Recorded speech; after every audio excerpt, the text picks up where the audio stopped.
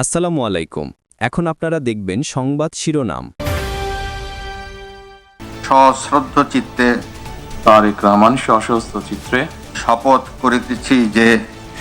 করিতেছি যে আমি আইন অনুযায়ী সরকারের প্রধানমন্ত্রী পদের কর্তব্য বিশ্বস্ততার সহিত পালন করিব।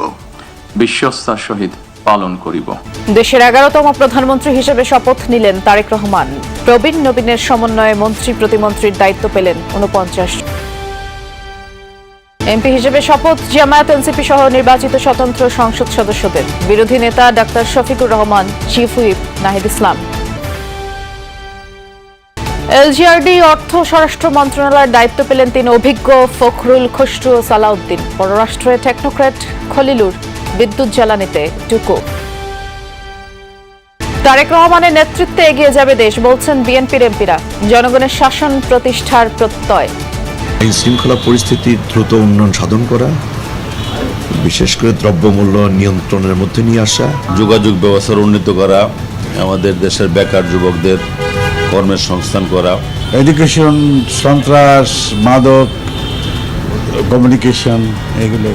দেশকে ঢেলে সাজাতে দৃঢ় প্রতিজ্ঞ সংসদের তরুণ জনপ্রতিনিধিরা।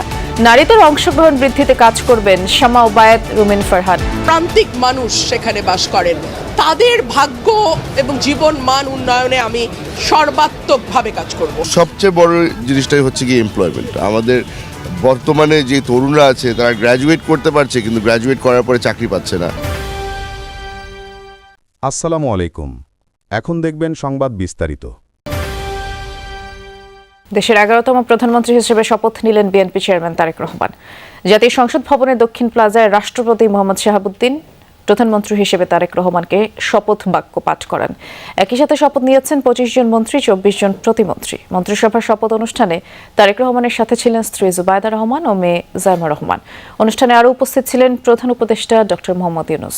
এছাড়া দেশি বিদেশি অন্তত 1000 অতিথি এই শপথ অনুষ্ঠানে অংশ নেন। জুলাই গণ অভ্যুত্থান এবং 18 মাসের অন্তর্বর্তীকালীন শাসনের অবসান ঘটিয়ে যাত্রা শুরু করল ত্রয়োদশ জাতীয় সংসদ। বিপুল সংখ্যাগরিষ্ঠতায় সরকার গঠন করল বিএনপি। জাতীয় সংসদের সংখ্যাগরিষ্ঠ সদস্যের জাতীয় সংসদ ভবনের দক্ষিণ প্লাজায় এ জমকালো আয়োজন নতুন সরকারের শপথ গ্রহণের। গোধূলির আলোয় সংসদ ভবনের দক্ষিণ প্লাজা তখন দেশি বিদেশি অতিথিদের উপস্থিতিতে মুখরিত। পবিত্র কুরআন তেলাওয়াতের মধ্য দিয়ে শুরু হয় শপথের মূল আনুষ্ঠানিকতা। রাষ্ট্রপতি মোহাম্মদ শাহাবুদ্দিনের সামনে দাঁড়িয়ে দৃঢ় কণ্ঠে শপথ বাক্য পাঠ করেন তারেক রহমান। তারেক রহমান সশস্ত্র চিত্রে শপথ করিতেছি যে আমি আইন অনুযায়ী সরকারের প্রধানমন্ত্রী পদের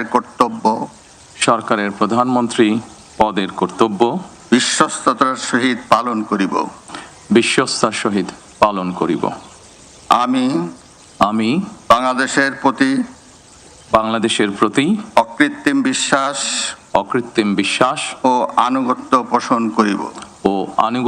পোষণ করিব। আমি সংবিধানের রক্ষণ, সমর্থন ও নিরাপত্তা বিধান করিব। প্রধানমন্ত্রীর শপথের পর পর্যায়ক্রমে 25 জন মন্ত্রী এবং 24 জন প্রতিমন্ত্রীকে শপথ বাক্য পাঠ করান রাষ্ট্রপতি। এর মাধ্যমেই আনুষ্ঠানিকভাবে যাত্রা শুরু হলো 2/3 আসনে জয়ী বিএনপি সরকারের। গণতন্ত্রে ফেরার এই ঐতিহাসিক শপথ অনুষ্ঠানে যোগ দিতে সকালেই ঢাকায় পৌঁছান মালদ্বীপের রাষ্ট্রপতি ডক্টর মোহাম্মদ মুইজ। আসেন ভুটানের প্রধানমন্ত্রী দাশো শেরিং তোবগে। ভারতের প্রতিনিধিত্ব করেছেন লোকসভার স্পিকার ওম বিড়লা। এছাড়া পাকিস্তান, নেপাল ও শ্রীলঙ্কার উচ্চ পর্যায়ের প্রতিনিধিদের সরব উপস্থিতি প্রমাণ দেয় দক্ষিণ এশিয়ায় বাংলাদেশের এই নতুন নেতৃত্বের প্রতি গভীর সমর্থন ও আগ্রহ। বিশেষ এই মুহূর্তে তারেক রহমানের পাশে ছিলেন স্ত্রী ডাক্তার জুবাইদা রহমান ও কন্যা জাইমা রহমান। অনুষ্ঠানে বিদায়ী অন্তর্বর্তীকালীন সরকারের প্রধান উপদেষ্টা ডক্টর মোহাম্মদ ইউনূস সহ উপস্থিত ছিলেন দেশি বিদেশি প্রায় 1000 আমন্ত্রিত অতিথি। শপথের খাতায় স্বাক্ষরের মধ্য দিয়ে অবসান হলো দীর্ঘ রাজনৈতিক প্রতীক্ষার। অন্তর্বর্তীকালীন শাসনের 18 মাস পেরিয়ে দেশ এখন নতুন সংসদীয় গণতন্ত্রের পথে। এখন দেখার বিষয় জন আকাঙ্ক্ষা পূরণ আর আঞ্চলিক সহযোগিতার নতুন এই সমীকরণকে সঙ্গী করে তারেক রহমানের নেতৃত্বাধীন সরকার দেশকে কতটা স্থিতিশীলতা ও সমৃদ্ধির পথে এগিয়ে নিয়ে। সংসদের বিরোধী দলীয় নেতা নির্বাচিত হয়েছেন জামায়াতের আমির ডাক্তার শফিকুর রহমান। উপনেতার দায়িত্ব পালন করবেন জামায়াতের নায়েবে আমির ডাক্তার সৈয়দ আব্দুল্লাহ মোহাম্মদ তাহির। আর বিরোধী দলীয় চিফ হুইপ হয়েছেন জাতীয় নাগরিক পার্টির আহ্বায়ক নাহিদ ইসলাম।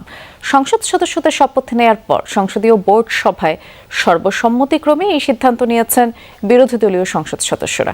এ সময় সংবিধান সংস্কার পরিষদে সরকার দলীয় সাংসদদের শপথ না নেওয়ার সমালোচনা করেন বিরোধী দলীয় এমপিরা। শপথের আনুষ্ঠানিকতা শেষে সংসদে বিরোধী দলীয় সভাকক্ষে বৈঠকে বসে জামায়াত সহ 11 দলীয় জোটের সংসদ সদস্যরা।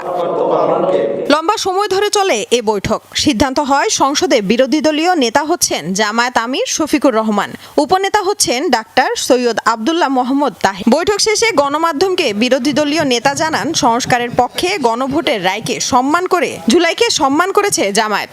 শপথ না নিয়ে সরকারি দল জুলাইকে উপেক্ষা করেছে বলেও অভিযোগ তার। আমরা গণভোটের রায়কে সম্মান করেছি, জুলাইয়ের আকাঙ্ক্ষাকে সম্মান করেছি, যারা আমাদেরকে ভোট দিয়েছেন তাদেরকে সম্মান করেছি এবং আমরা একমত হয়েছি যে এই শপথ নেওয়া আমাদের কর্তব্য। তবে আমরা মনে করি সরকারি দল শপথ না নিয়ে তারা জুলাইকে উপেক্ষা এবং অবজ্ঞা করেছেন। সংসদে বিরোধী দলীয় চিফ হুইপ নাহিদ ইসলাম বলেন, সরকার গঠনের প্রথম দিনই প্রতিশ্রুতি ভঙ্গ করেছে বিএনপি। এর মধ্য দিয়ে আইনি ও সাংবিধানিক যে জটিলতা তৈরি হবে তা দ্রুত নিরসনের দাবি করেন তিনি। দায়িত্ব পালনের অঙ্গীকার করে শপথ নিয়েছেন নবনির্বাচিত বিএনপি, জামায়াত, এনসিপি ও স্বতন্ত্র সংসদ সদস্যরা। তবে সংবিধান সংস্কার পরিষদের সদস্য হিসেবে বিএনপি ও তাদের মিত্রদল এবং বিদ্রোহী স্বতন্ত্র এমপিরা শপথ নেননি। অবশ্য দুটি শপথই নিয়েছেন জামায়াত নেতৃত্বাধীন 11 দলীয় জোটের নির্বাচিত সদস্যরা।